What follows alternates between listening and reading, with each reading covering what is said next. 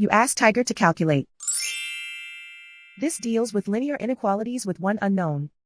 The final result is a greater than 5. Let's solve it step by step.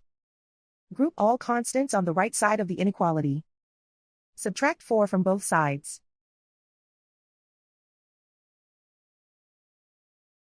Simplify the arithmetic.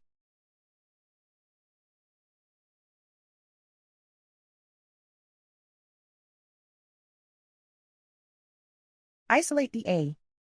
Divide both sides by 5.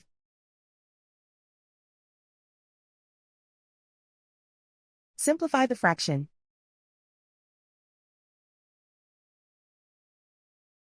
Find the greatest common factor of the numerator and denominator.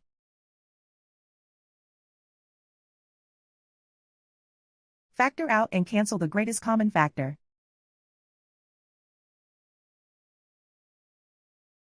Plot the solution on a coordinate grid.